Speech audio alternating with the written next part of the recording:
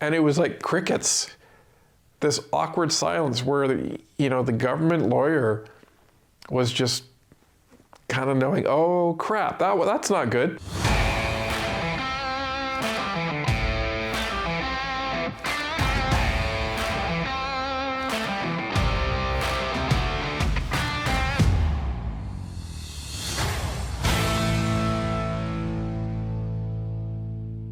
All right, everybody. This is the full day recap, not one of the mini videos that I was putting out earlier. So, what a day. What a real interesting day.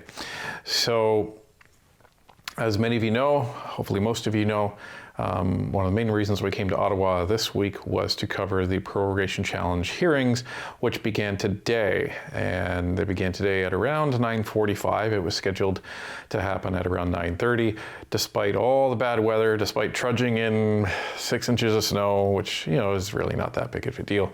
But the snow kept accumulating throughout the day. But that's just not a run-of-the-mill day in Ottawa, right? So after running a little bit late, things kicked off at the hearing with the Justice Center for Constitutional Freedoms, or JCCF, essentially carrying their arguments throughout the day. And I was live tweeting for most of it, so you'll have to see the complete recap on Twitter. I ended up at, I think, close to 100 posts throughout the day. So, but they essentially opened with talking about the fact that they're going to be talking about the UK case, and they refer to that as Miller. So all of the cases that lawyers bring up in court, they refer to essentially the plaintiff or the applicant, depending on what type of case law it is, when they're actually talking about it. So when they refer to the UK case, they just say Miller because that was the applicant in that case, and they also refer to Conacher, which is no doubt Duff Conacher. Anyhow, so they laid out their argument. They were talking about the whole concept that we've been talking about, which is the concept of parliamentary supremacy. And what does that mean for just a recap? Essentially it means is that in a Westminster system, the authority of Parliament is supreme.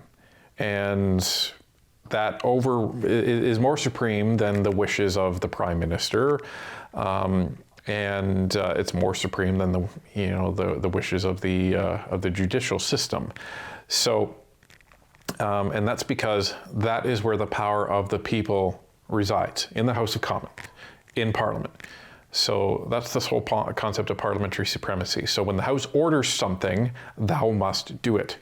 This is why the House has been seized since October, because the House of Commons, Parliament, as a collective body, because all the opposition parties voted for this,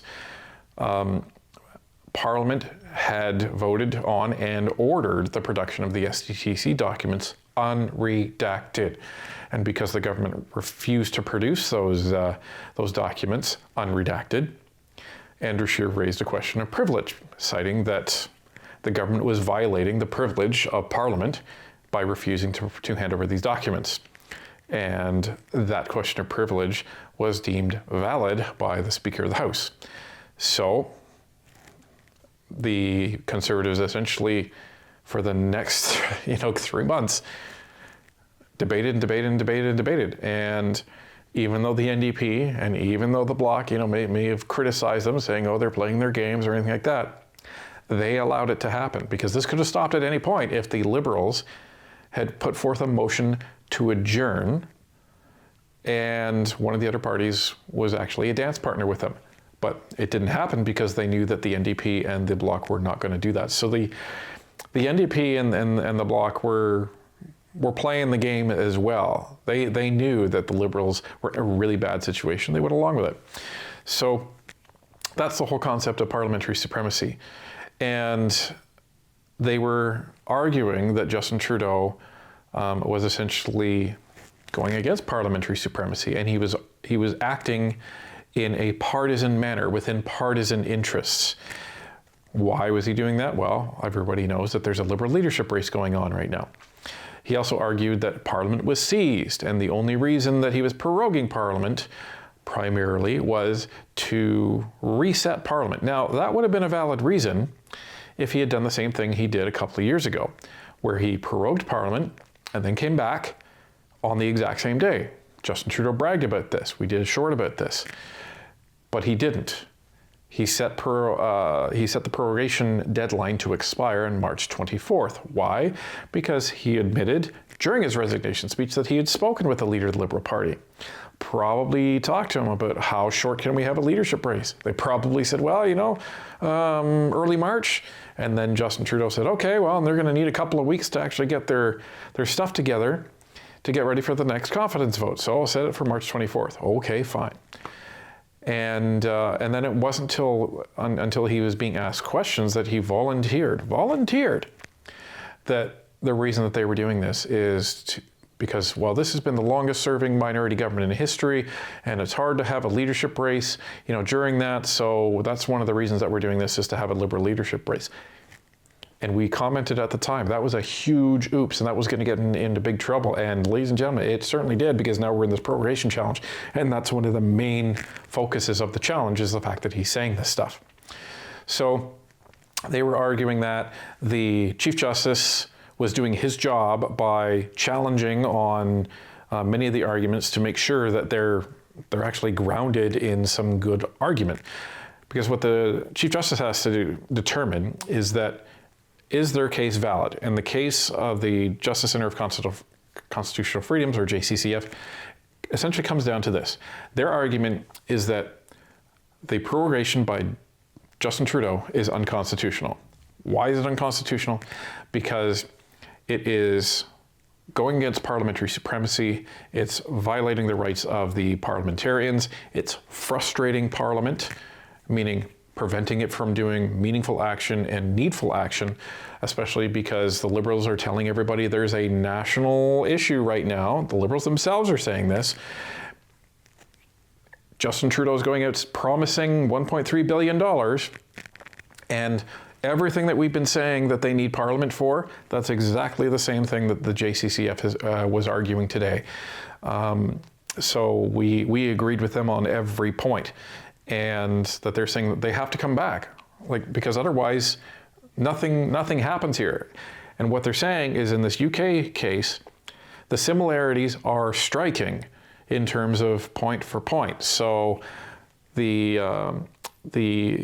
UK case was in the middle of Brexit. There was a looming deadline that Parliament was going to have to vote on. The prorogation was for only 5 weeks in that case. And that was deemed unconstitutional because Parliament said, we have to get back to Parliament and we have to actually discuss this and debate this and argue this in order to vote on this. And because of that emergency, that issue that was facing the nation that they needed Parliament back to actually do some work on, that was one of the primary reasons that they went back. Now, Justin Trudeau has that with his, him and Carney and Freeland and Gold, and everybody's talking about Trump and the tariffs, and it's so urgent, and we need national unity and all this stuff.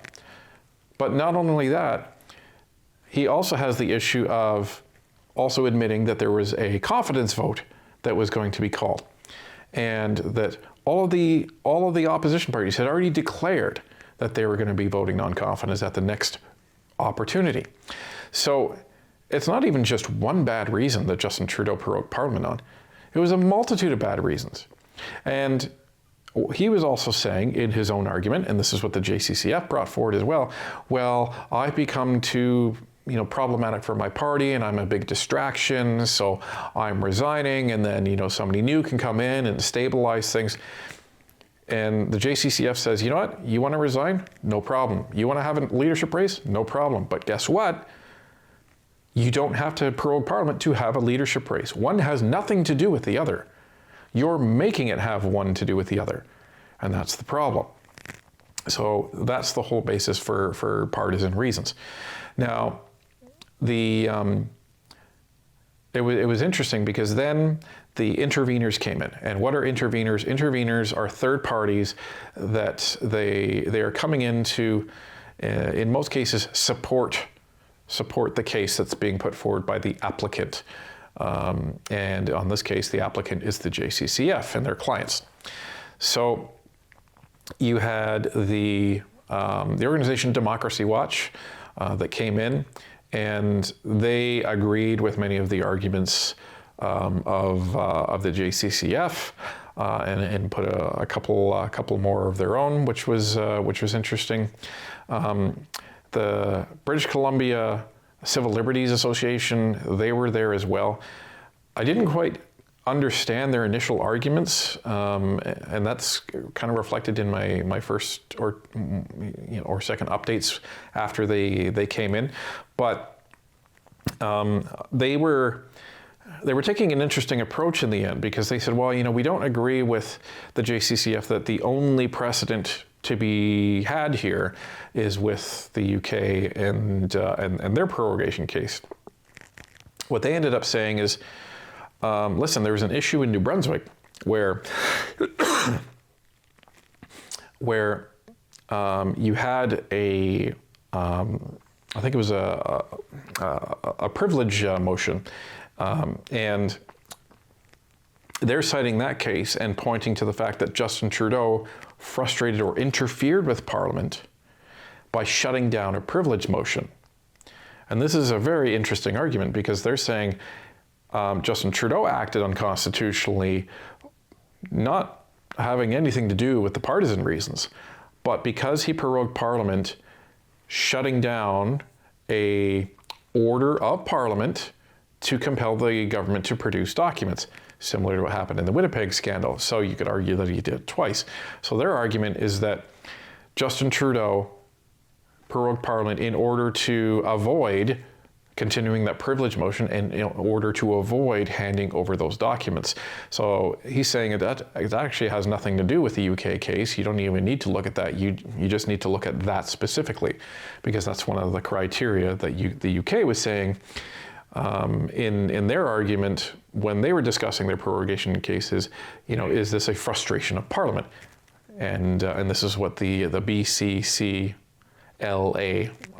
was arguing. So very interesting when they summed up their argument at the end, and there was no questions by the Chief Justice. Then the government took the stand, and holy moly, folks, they should have been so much more prepared than they were. They brought about 10 lawyers. And I'm not exaggerating that. I saw them file in, and the JCCF brought 3, and it was crazy. One of the arguments that the JCCF was making was that Justin Trudeau was saying, "Hey, Parliament's at an impasse; it's seized. We can't get anything done, so we're resetting it to open it back up." And JCCF was saying, "Well, no, Parliament was still able to do things," and the Chief Justice was challenging the JCCF on that, rightly so, saying how were they able to move things? Trudeau said this was not an impasse; it was one of his justifications, and they were citing a couple of bills and the GST holiday and things like that. That yes, actually, they are able to move things forward. So the Chief Justice said, okay, we'll see what the government says about that. So the government stands up and says, hey, so yeah, everything was seized, but except for these 4 bills, these 4 bills that the government was able to come to an agreement on with other parties and move them along. And then the Chief Justice said, oh, okay, so you're saying the Parliament was able to function? Well, no. He said, no, but you just said that they were able to move 4 bills through. So it wasn't completely seized. There's ways to actually get stuff passed. And it just completely torpedoed their argument, and then they inadvertently proved the JCCF's case on that point. Now, not their whole case, but just that point. But here's the thing. In a case like this, you can't be giving your adversary any gimmies. And within the first 5 minutes, that's what the government did. And then the government starts gaslighting everybody in the courtroom by saying, hey, so this doesn't count. When the JCCF, Chief Justice, when the JCCF says that Justin Trudeau put forth all these reasons and that you have to rule that those reasons weren't reasonable, you don't even need to consider that, because he didn't put forth any reasons in the press conference when he was resigning. He didn't put forth any reasons at all. And the Chief Justice says, excuse me, and then proceeds to read, and reads the fact that Justin Trudeau went through all of the reasons and then said, comma, this is why I have asked the Governor General to prorogue Parliament, and then looks up and looks back at the governor or the government incredulously and says, don't those sound like reasons to you? And it was like crickets. This awkward silence where the government lawyer was just kind of knowing, oh crap, that's not good. That's not good, because when you try and present a false argument like that, and it's that blatant, the judge or the justice, whomever it is not going to look too favorably on you. And speaking about not looking favorably on the government, I missed this one part. Right at the beginning of the day, before anything starts, the government stands up and says, we would like one day extension to be able to reply to all of the arguments put forward in writing. And the justice is like, why? You've had weeks? Why? And she says, well, I've been consulting with my colleague and, and he's okay with it. And then he looks over at the JCCF lawyer and says, really? You're okay with this? And the JCCF lawyer stands up and smartly says, we will abide by whatever is best for the court. And then the government lawyer starts, whining about the weather and this and that. And the justice or Chief Justice says, fine, you can have one extra day. But they did mention, because one of my questions was, how long is it going to take for us to get a decision, right? And that's what everybody's probably running. But the Chief Justice also said that as part of this request, there is also a request for an urgent decision. So my guess is we're going to be expecting it right quick, like maybe within a week. That's my guess. When we get to an appeal, and is there a stay? That's a different that's a different question. But we addressed that in a previous video. If you want to take a look at that, that's with the thumbnail that says "What if." So in that video, we discuss what if the prorogation challenge is successful. So you can take a look at that, and that goes through the consequences of what would end up happening in these eventualities. Anyhow, so the government keeps trying to argue that oh well, these aren't reasons, and he didn't put forth reasons. He put forth factors. So they're trying to play semantics, and the Chief Justice wasn't buying it at all. So there wasn't a lot of meat left after that kind of initial disaster. It felt like there was a lot of flailing from the government, and that was the end of the day. So they adjourned. So tomorrow is going to be predominantly the government putting forth their retort on the challenge, and then there's going to be some time for response by the JCCF. Unfortunately, today I thought I was going to be leaving early in order to do an interview. That has been rescheduled to tomorrow because of the weather today, so I won't be able to stay for the entire day, unfortunately. But I'll be there for at least the first half, and depending on when they go for lunch breaks. So that's where we're at, folks. So today could have gone as well. It went as well as we could have hoped. Now, does this mean that the justice is going to, rule in favor of the JCCF? We don't know. But I will take today over, the alternative, which could have gone very badly for the JCCF. So that's where we're at, folks. Hopefully, I kind of explained that. Check us out on Twitter to find the whole thread. I'm going to be starting a new one tomorrow, so if you follow today, check us out there to follow that, and we'll be posting recap updates throughout the day as we get breaks, and we'll keep you informed. But thanks for following this. This is such an important issue.